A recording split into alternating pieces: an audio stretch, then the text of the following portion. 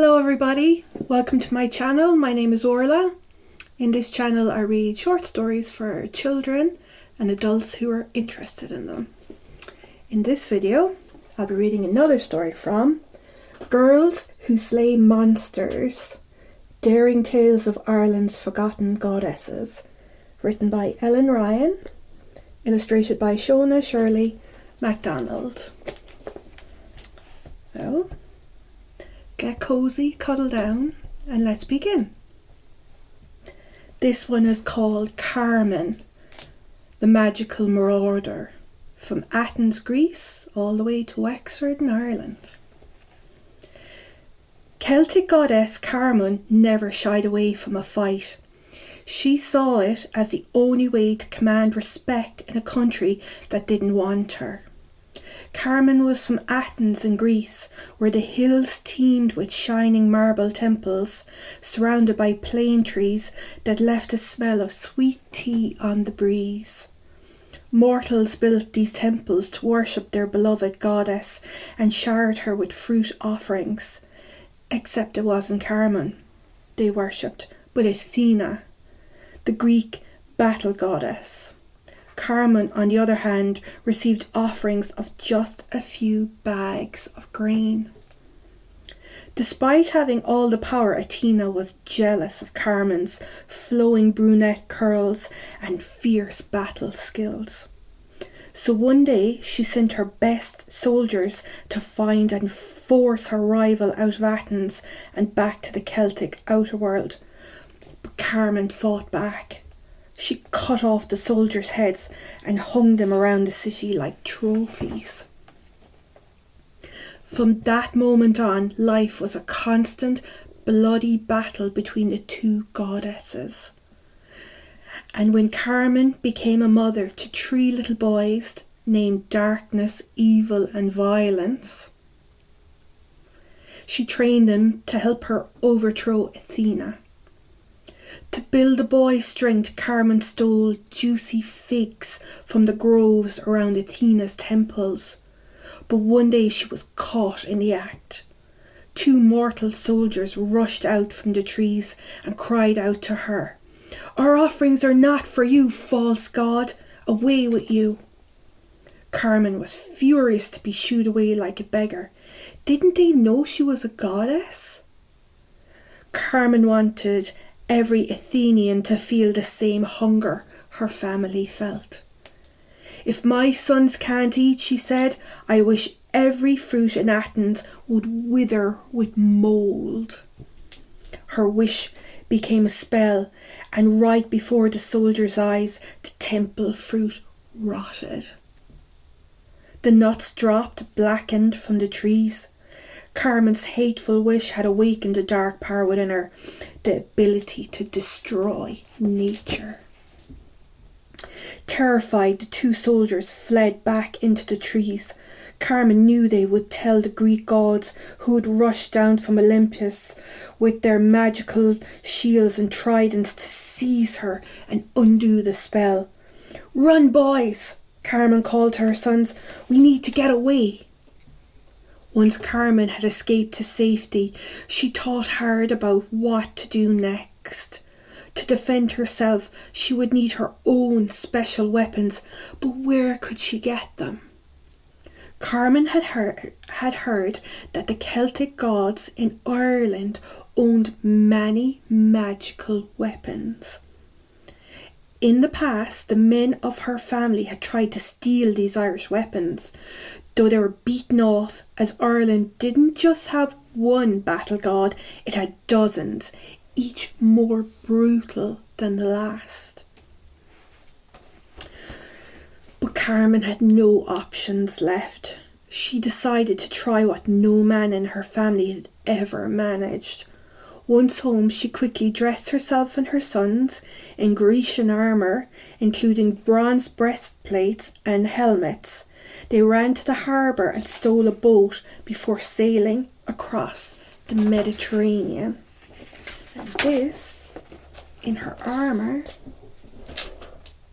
is Carmun. Looking fine.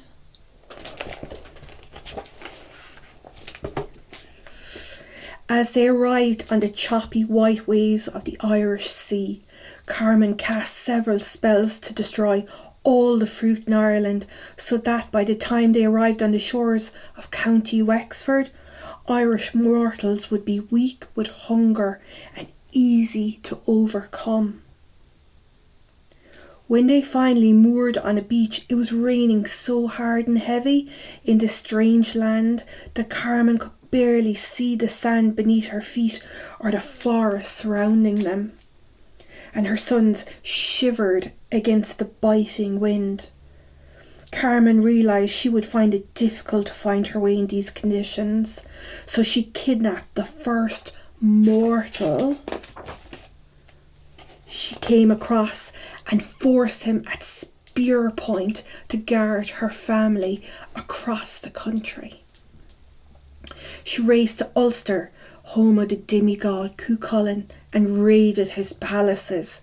She stole the Gay Bulga, a barbed spear that never missed its target.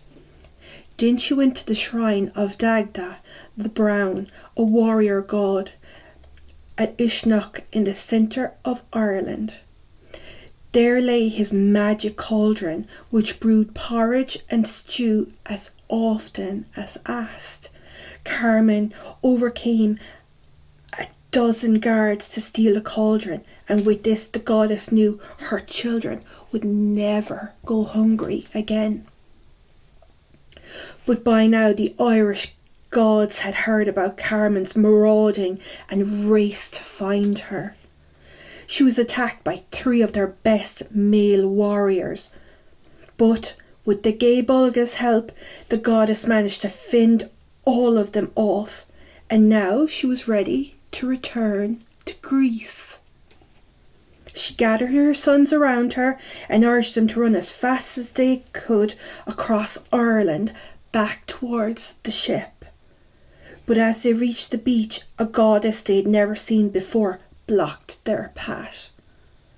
The stranger called out to the boys, "A woman is here to match your mother." It was Bequilla, the legendary Irish monster slayer, and she was there to take back the Irish treasure. The 2 goddesses fought each other for 2 days, their swords striking each other's shields so hard that the crashing and clanging echoed across the sea. When they had ground the metal of their weapons down to nothing, they used their fists to fight instead. But in the end, it was Carmun who fought harder because she had the most to lose. Bequilla finally grew tired, so Carmun took her chance and threw a powerful punch deep into her belly. Bequilla collapsed in pain. She lay helpless on the sand, her chest heaving and her breathing shallow. Carmun quickly grabbed the Gay Bulga spear to deliver the final blow. With Bequilla injured and tired, her immortality was weakened and the spear would surely kill her. But before she could strike, Bequilla cried out in enchantment, "You won't get the better of me. I call on every bough and berry." A thunderous sound boomed along the beach, and Carmun watched in horror as towering oaks clambered and crashed towards her from the cliffside forest. Bequilla had commanded the trees to attack. The mighty oaks closed around Carmun, and using their sharp branches carried her back to their forest in County Wexford. She cried out her own curse, causing berries and nuts to rot and fall from the trees. But their strong branches didn't give way, and they trapped her in a prison of tightly twisted trunks. They got her. Carmun called out to Bequilla, "I bow to your power and accept defeat," she said, "but let my young sons go free. I ask you to send them home." The goddess explained why she'd come to Ireland in the first place. the story of her struggles with Athena and how she only wanted the stolen weapons to protect her boys. Luckily for Carmun, while Bequilla was a fearsome warrior, she was also kind. So she promised to take the boys home and offer them protection. But Bequilla couldn't let Carmun go free. If she did, other thieves might be encouraged to steal Ireland's magical weapons. With a breaking heart, Carmun had to say goodbye to her sons and stay in the forest. Bequilla ordered the trees to keep the goddess trapped for as long as the sea surrounded Ireland. But Carmun was not forgotten. The Irish gods were impressed by her skill and courage in almost defeating Bequilla. Every year they held a festival to celebrate daring feats of battle and named it the Festival of Carmun. It took place near her forest prison, and for centuries warriors travelled there to perform sword duels in honour of the ferocious Greek-Irish goddess. That was another great story from Girls Who Slay Monsters. Till the next one. Bye bye.